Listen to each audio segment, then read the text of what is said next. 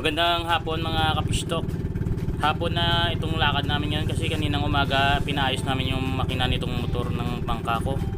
Sira, ilang araw na hindi kami nakapalaot. Bali ngayon ang gagawin namin ay magsisipid kami gamit ang rapala. Kahapon kasi guys, marami silang huli, yung mga nakaalis kahapon na nagpalaot. Marami silang huli na mga tangigi, kaya hopefully na makakuha tayo ngayon, makahuli.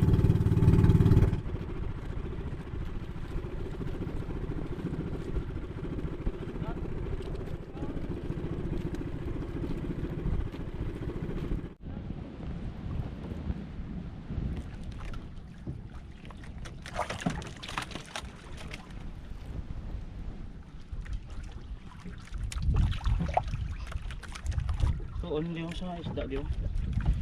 Daon ka pula. Isda guys. Sana tangigi. Bansa, barakuda guys. Barakuda.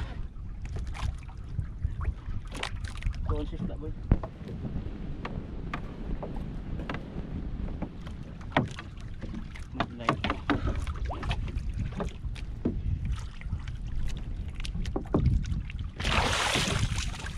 Barakuda guys, ayos.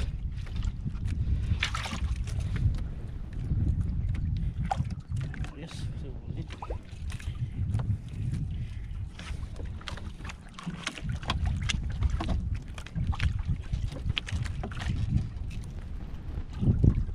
At tayo. Ilang taon na din? Taon na kamera.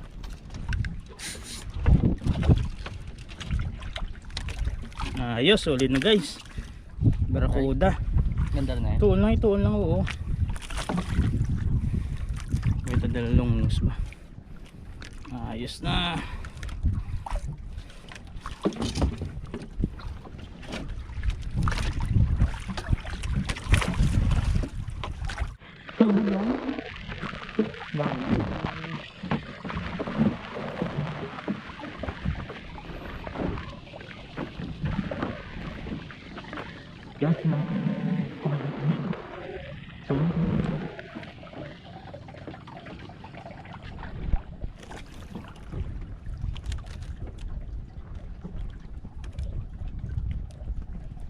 Baka ano to, Tambilawan.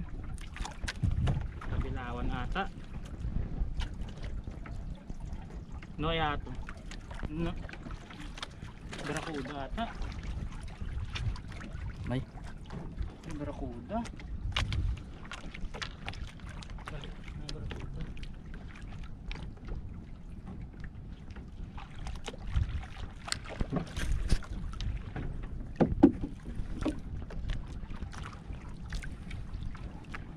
Kaya pala medyo mahina yung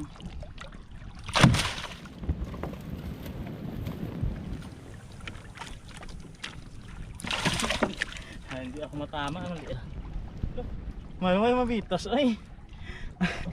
Buti hindi natanggal yung pagkakahawak. Kawil. Sa mata tinamaan guys. Hindi. Bumaon pala yung isa. No? Igo gali oh. Ito yung tama pala ng isang kawil oh. Masok pala sa ayos, pangalawang huli guys.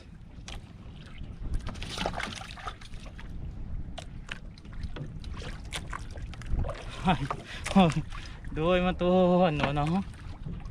ya law duwa gi yun igot mo.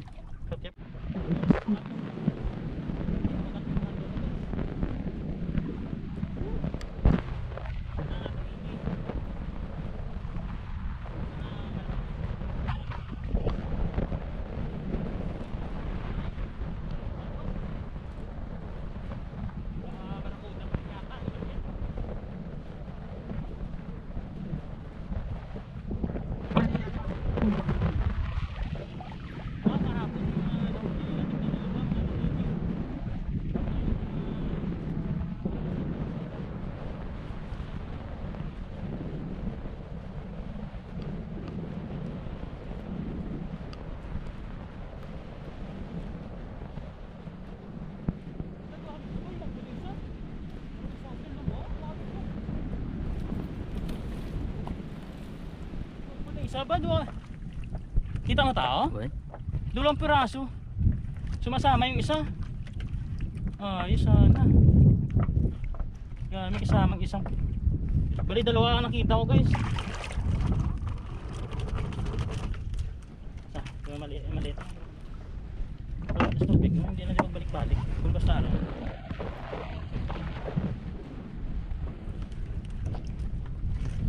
Yo, pwedeng isaboy mo panong yun mo. Huwag ka taga.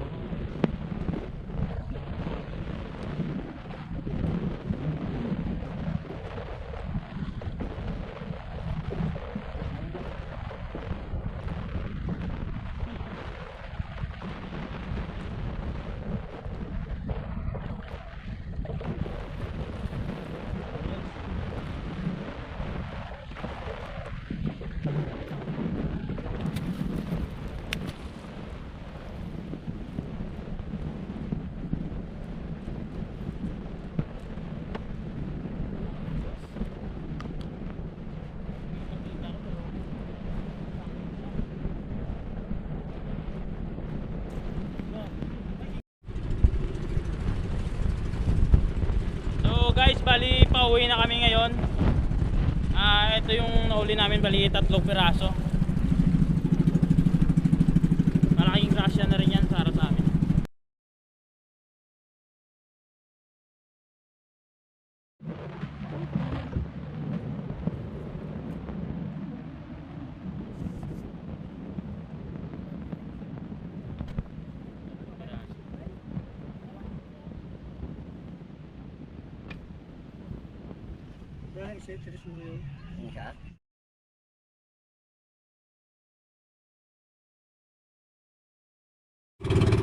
Guys, dahil kahapon ay naging successful yung lakad namin at medyo nakatatlong huli kami, ngayon ay babalik kami para mang sibit ulit.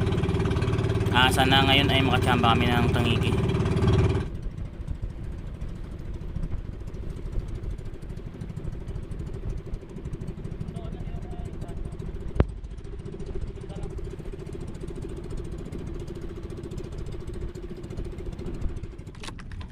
Sana tangigi guys. Huli. Ay malamang ban.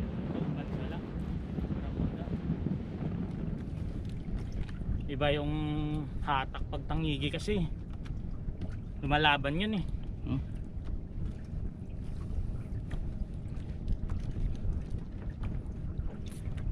Eto malamang barakuda lang to. Ito na ito. Oh, gumigamay. Kusog pa. Tangigi, gamay. gamay. Kusog kaya ano. Maliit na tangigi. Plastic pa. Ala. Ala.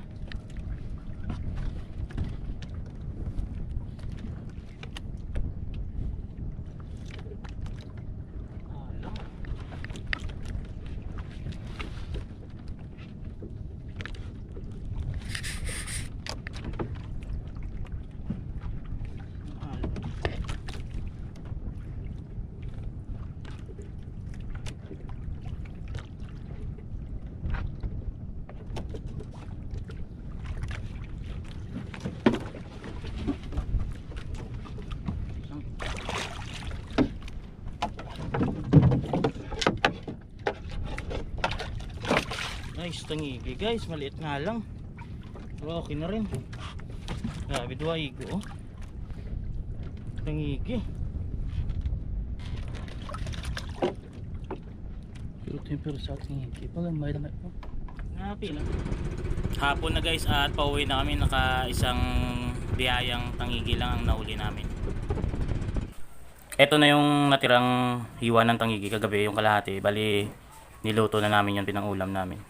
So ang gagawin to natin dito ngayon guys ay kinilaw na tangigi. First time kong gagawin to at yung gagawin ko ngayon kilaw ay ginaya ko lang sa panonood sa video sa YouTube din. Bali nakita ko doon napakaraming version na gumawa ng kinilaw na tangigi. Iba-iba yung klase ng paggawa saka ingredients. Kaya naghanap ako doon ng pinakasimple para sa akin at yun yung gagayahin ko ngayon. Ngayon hihiwain natin, ito yung natira kagabi. Yung timbang na nahuli namin tangigi guys, mga 1.9. Halos magda 2 kilo rin.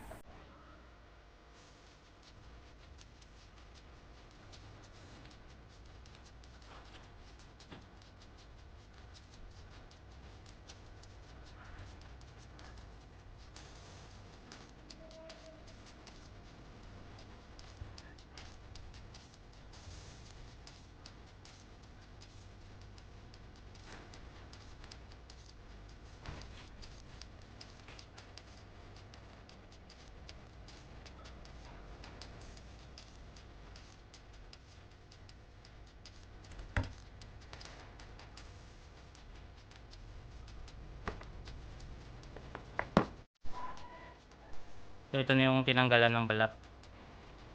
Hindi sasapa yung balat sa kinilaw.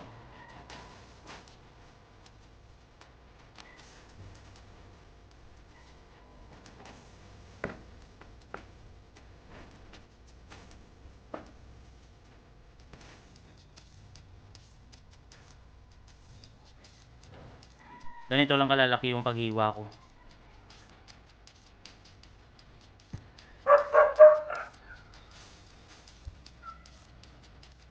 Ayan guys, magsisimula na tayo maghalo-halo. Ang unang gagawin pala ay hugasan muna sa suka itong tangiki na karne. Suka. Hugasan muna guys para mawala yung langsa.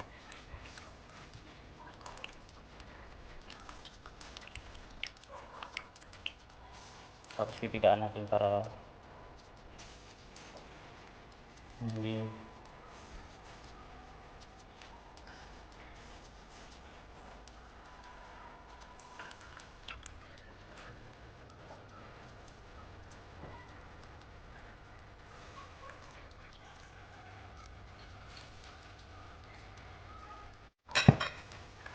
ang sunod na ihalo na natin yung mga sangkap at sibuyas.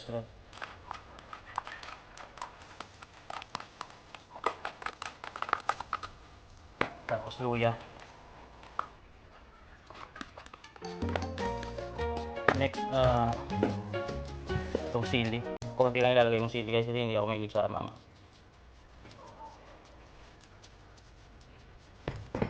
Tapos, lalagyan natin ng paminta na powder.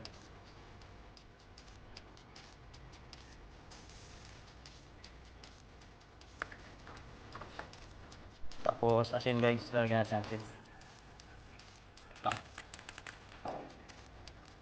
Next, suka. Hindi, kalamansi pala to guys. Lalagay tayo ng kalamansi. Pinigaan yan. Tapos, konting suka.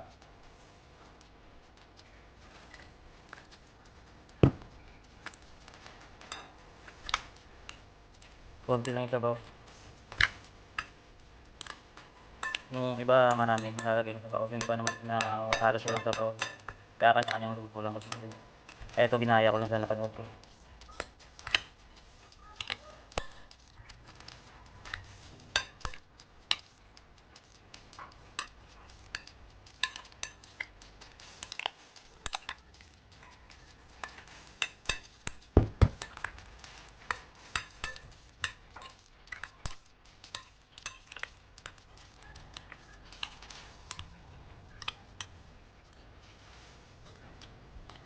Okay na. So yan. Wait lang ulap ko guys. Yung iba binababa nila ng matagal sa suka. Mayroon ding ibang hugas lang. Kaya yung ginawa ko hugas lang kasi pag binabad mo naman maluluto na yun sa suka yung tangigi. Yan, pwede na pagka na-mix na yung suka, pwede nang iulam yan guys. Ayan. So, ito na yun guys. Maraming salamat sa panonood. Hit like and subscribe.